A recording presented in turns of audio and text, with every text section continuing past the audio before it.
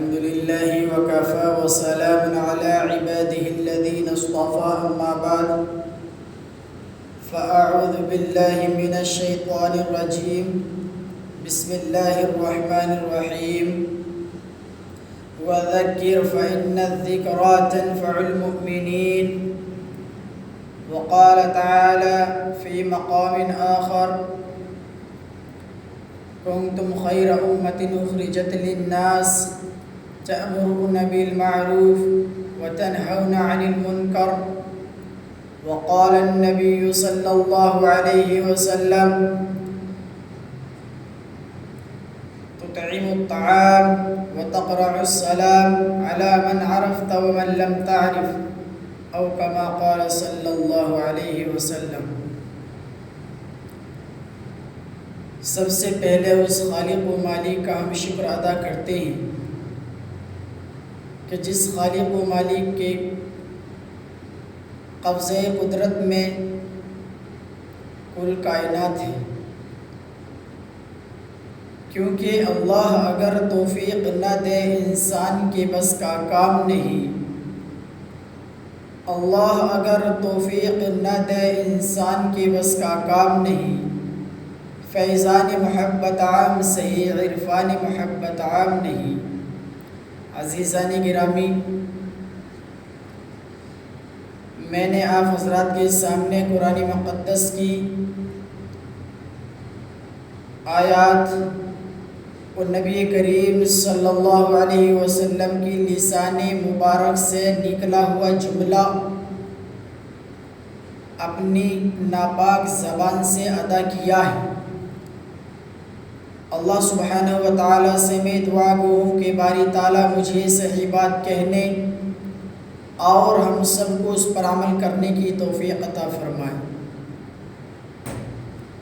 میرے بھائیوں، اللہ سبحانہ و تعالیٰ نے قرآن کریم کے اندر ارشاد فرمایا وَذَكِّرْ فَإِنَّ الذِّكْرَى تَنفَعُ الْمُؤْمِنِينَ کہ اے نبی آپ نصیحت کرتے رہیے.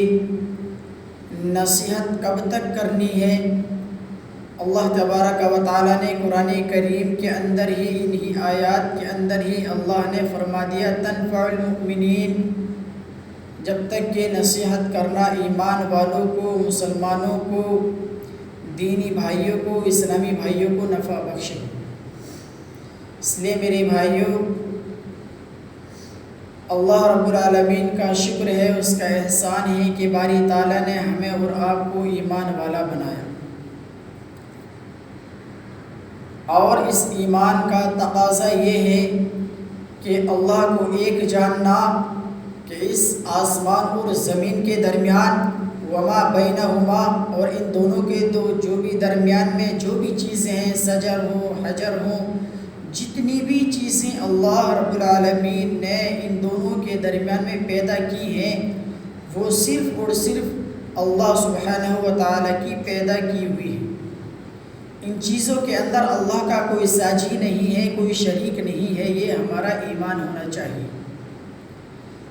اور ہمارا ایمان ہونا چاہیے کہ نبی کریم صلی اللہ علیہ وسلم خاتم النبیین ہیں. آقا علیہ السلام کے بعد اب کوئی نبی آنے والا نہیں ہے.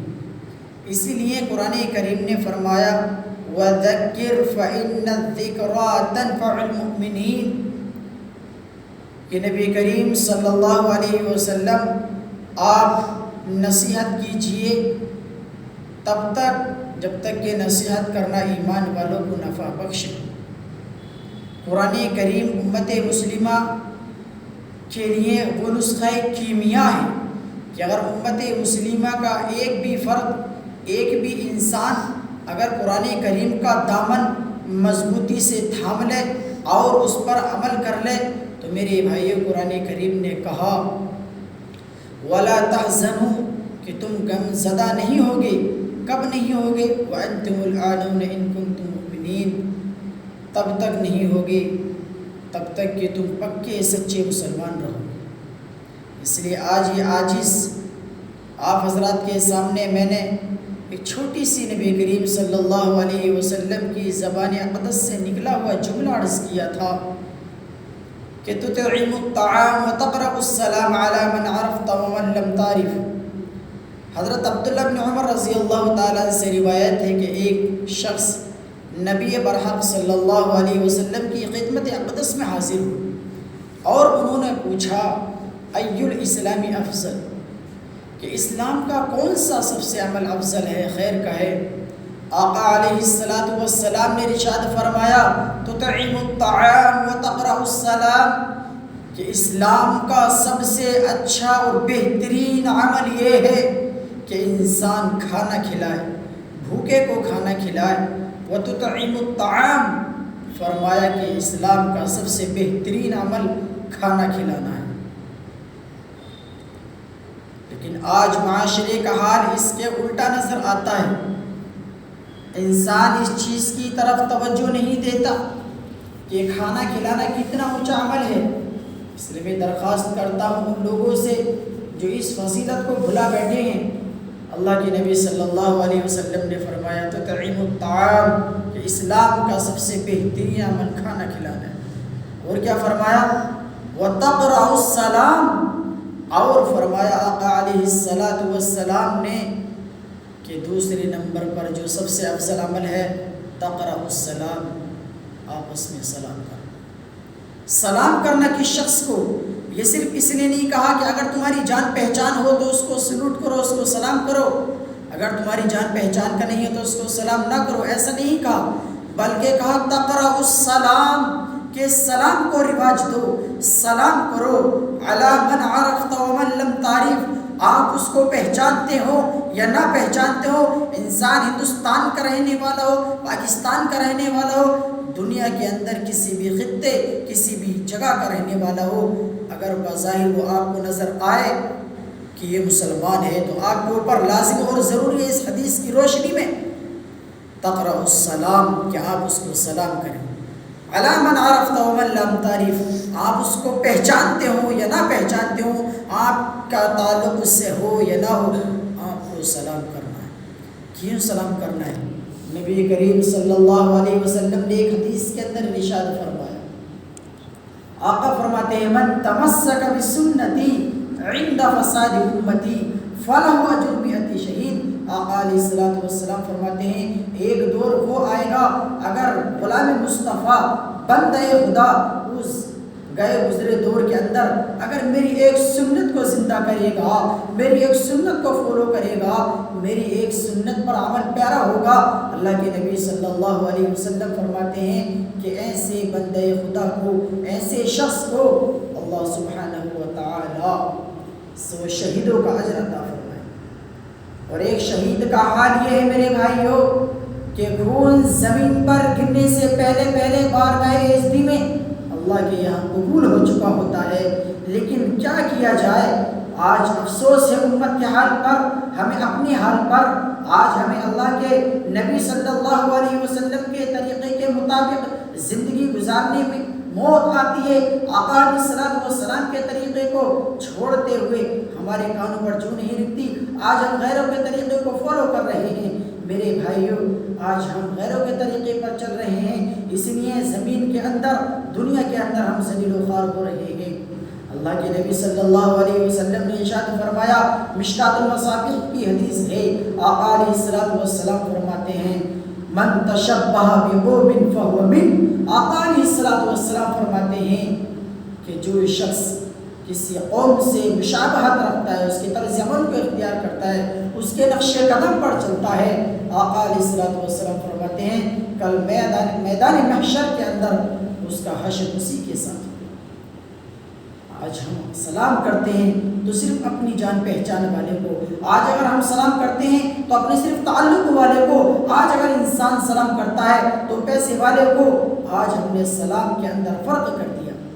اللہ کے نبی کریم صلی اللہ علیہ وسلم کی تعلیم کیا ہے میں آپ کو بتلاتا ہوں۔ اللہ کے نبی صلی اللہ علیہ وسلم فرماتے ہیں السلام قبل الکلام، گفتگو کو آگے بڑھانے سے پہلے، گفتگو کی ابتدا اور شروعات کرنے سے پہلے سلام کرو۔ سلام کرو گے کیا ملے گا؟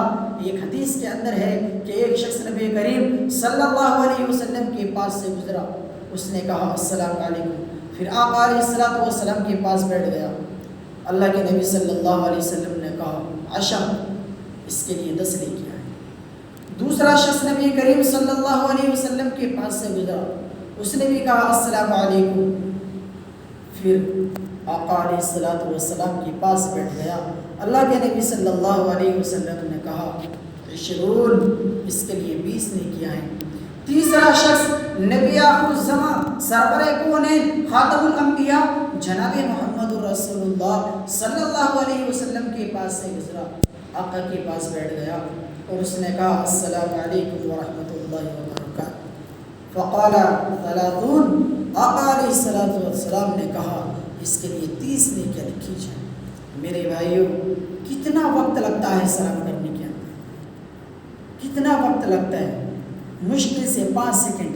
5 سیکنڈ کے اندر ہمارے نامہ اعمال کے اندر میرے بھائیوں 30 نیکیوں کا اضافہ ہوتا ہے، 30 گناہ مٹا دی جاتے ہیں، اور اللہ رب العالمین کی طرف سے رحمتوں کا، سلامتی کا اس بندے کے اوپر کرم ہوتا ہے، اللہ کی امان میں آ جاتا ہے۔ اس لیے میرے بھائیوں، ہمیں اپنے آپ کو اللہ کے نبی صلی اللہ علیہ وسلم کے طریقے پر لانا ہے۔